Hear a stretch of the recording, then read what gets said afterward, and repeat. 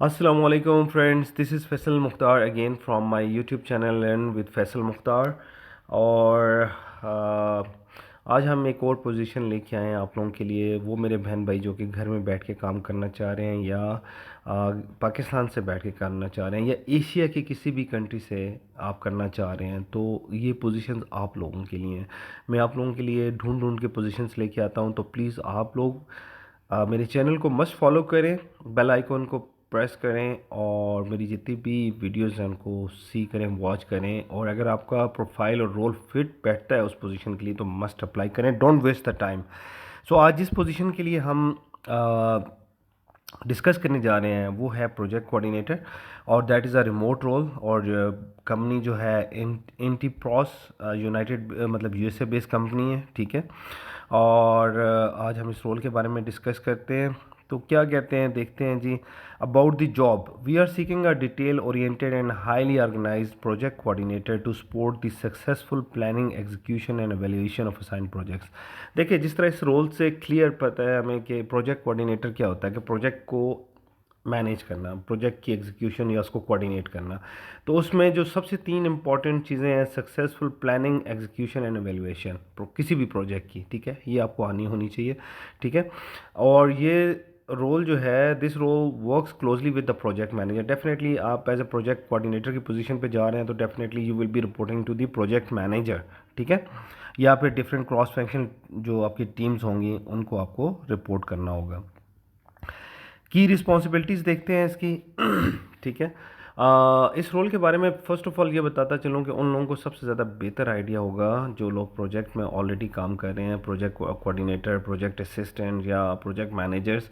सो वो लोग जो कि प्रोजेक्ट्स के अंदर काम कर रहे हैं, आई विल हाईली रिकमेंड कि आप लोग इस पोजीशन पर मस्ट अप्लाई करें, बिकॉज इन पोजीशंस की जो हैं रिमोट पोजीशंस की काफ़ी स्ट्रॉन्ग सैलरीज हैं, और प्रोजेक्ट मैनेजर्स या प्रोजेक्ट कोऑर्डिनेटर्स की काफ़ी अच्छी सैलरीज होती हैं, रेंजिंग बिटवीन 1000 यूएस डॉलर्स, ठीक है।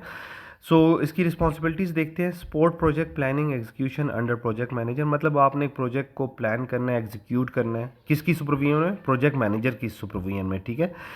Maintain detail project schedules, adapt timelines as needed and communicate changes. आपने जो प्रोजेक्ट की स्केड्यूल्स हैं उसको देखना है, उसकी टाइमलाइंस को मीट करना है, और जो भी चेंजेस होती हैं अगर कोई उस टाइमलाइंस के अंदर, तो वो आपने अपने प्रोजेक्ट कोऑर्डिनेटर मैनेजर को या फिर अपने जितने भी स्टेक होल्डर्स हैं उनको कन्वे करना है। Track contractual obligations and initiate vendor payments. First of all तो ये बताता चलूँ कि देखें, किसी भी कंपनी के अंदर जो कॉन्ट्रैक्ट करते हैं वो एक अलग डिपार्टमेंट होता है। प्रोजेक्ट जो डिपार्टमेंट होता है उसका कॉन्ट्रैक्ट के साथ कोई लेना देना नहीं होता। कॉन्ट्रैक्ट जो है आपका सोर्सिंग या परचेजिंग डिपार्टमेंट करता है, ठीक है। वो एक अलग सेपरेट डिपार्टमेंट होता है। वो किसी भी कंपनी के लिए डिफरेंट वेंडर्स हायर करता है जो कि काम को डिलीवर करते हैं। तो जो अब देखें, ट्रैक कॉन्ट्रेक्चुअल ऑब्लिगेशन, इसका मतलब ये है कि अगर फॉर एग्जांपल जो कॉन्ट्रैक्ट आपको मिला है सोर्सिंग की तरफ से या परचेजिंग डिपार्टमेंट की तरफ से, आपको उसको फुल आइडिया होना चाहिए कि उसने जिस वेंडर को वो लेके आए हैं उसने आपके लिए क्या क्या काम डिलीवर करने हैं। और डिलीवर के बाद आप लोगों ने उसके पीओस का मतलब होता है परचेज ऑर्डर्स, उनकी पेमेंट को प्रोसेस करना है परचेज ऑर्डर्स के थ्रू, या हर कंपनी का एक डिफरेंट पेमेंट मेथड होता है, उसको फॉलो करना है, ठीक है।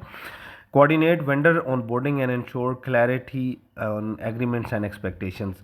अब वही वाली बात जो मैंने पहले की कि कोऑर्डिनेट वेंडर ऑन बोर्डिंग, कि फॉर एग्जांपल जब आपको कोई भी परचेजिंग डिपार्टमेंट या सोर्सिंग डिपार्टमेंट आपके लिए वेंडर सेलेक्ट करके देता है, तो बाकी उसको टेक केयर करना आगे आपका काम होता है, उससे सब्सिडी लेना आपका काम होता है, उससे क्लैरिटी लेना एग्रीमेंट्स के ऊपर हर चीज़ की, या उसकी एक्सपेक्टेशंस बनाना, वो आप लोगों का काम होता है। Ensure compliance with CME documentation when applicable. और देखें, कंप्लाइंस एक अलग डिपार्टमेंट होता है, वो आपकी हर चीज़ों के ऊपर हर चीज़ को ट्रैक कर रहा होता है, फाइनेंशियल फ्रॉडुलेंट एक्टिविटीज़ और हर चीज़ को। तो आपने उनके साथ भी मिल के चलना होता है, बेसिकली उनको सारी चीज़ें जहाँ पे लूप्स होते हैं वो आपको कंप्लाइंस को साथ लेके चलना होता है। Prepare and maintain complete project documentation and databases. आपने ज़ाहिर बात है जब भी किसी प्रोजेक्ट पे काम करते हैं तो उसके लिए आपने प्रॉपर एक डॉक्यूमेंटेशन बनानी है उस प्रोजेक्ट की, उसकी डेटाबेस बनाना है, उसका नॉलेज होना चाहिए आपको।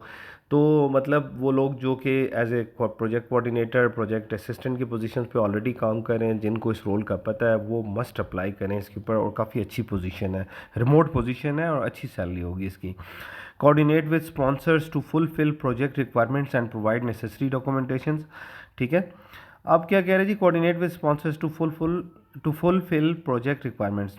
अब आपने बेसिकली स्पॉन्सर्स के साथ भी कोऑर्डिनेशन रखनी है प्रोजेक्ट की रिक्वायरमेंट्स को मीट करने के लिए, या उनको नेसेसरी डॉक्यूमेंटेशंस को बताते हुए। Request and manage exhibit equipment and services. अब वो जो है फॉर एग्जांपल जो इक्विपमेंट्स एग्जिबिट करवाने हैं या उनकी सर्विसेज हैं, ठीक है, उनकी रिक्वेस्ट डालनी होती हैं। Participate in assignment and meetings and coordinate project specific requirements.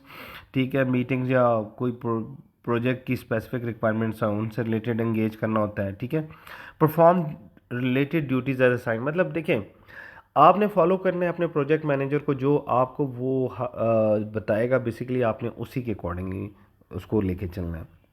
Qualification में देखते हैं, strong customer services and communication skills. Communication skills अच्छी होनी चाहिए। डेफिनेटली यूएसए बेस्ड रोल है, तो आपको आइडिया होना चाहिए कि आपने कैसे कम्युनिकेट करना है फॉरनर्स के साथ, या कस्टमर सर्विसेज कैसे देनी है। Proven ability to manage multiple projects and meet tight deadlines. अब जो प्रोजेक्ट मैनेजर्स होते हैं ना, या प्रोजेक्ट कोऑर्डिनेटर्स होते हैं, या जो प्रोजेक्ट असिस्टेंट्स होते हैं, उनको इस पोजीशन का बहुत अच्छे तरीके से पता है कि लाइक ये जो पोजीशंस हैं बहुत टाइट डेडलाइंस के साथ होती हैं। आपने अपनी डेडलाइंस को बहुत प्रॉपर तरीके से मीट करवाना है वेंडर्स के थ्रू। ठीक है, understanding of budgeting process and business operation.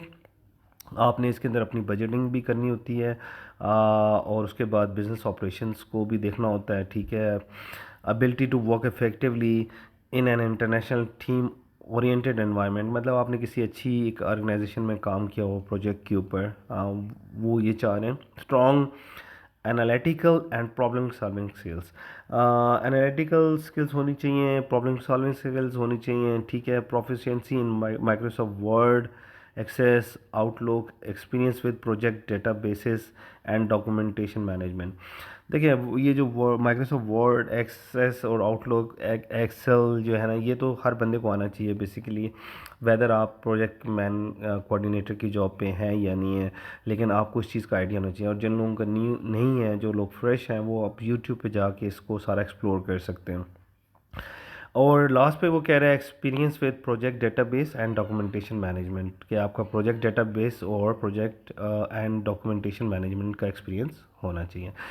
तो अभी भी टाइम है। जो लोग प्रोजेक्ट कोऑर्डिनेटर की पोजीशन के लिए अप्लाई करना चाह रहे हैं, तो प्लीज़ आप लिंक्डइन पे जाएं, अपना एक स्ट्रॉन्ग सा रिज्यूमे बनाएं, इस पोजीशन को सर्च करें, रिमोट प्रोजेक्ट कोऑर्डिनेटर इंटीप्रॉस। ठीक है, और इजी अप्लाई में जाके इसको अप्लाई करें। सो मिलते हैं फिर हम एक नेक्स्ट पोजीशन के साथ। जाते जाते प्लीज़ मेरे चैनल को मस्ट सब्सक्राइब करें। मैं आप लोगों को फर्दर गाइड करूँगा, फर्दर आप लोगों के लिए रिमोट पोजीशंस लेके आऊँगा, ताकि आप घर बैठ के अर्न कर सकें। Thank you, take care and have a great day. अल्लाह हाफिज़।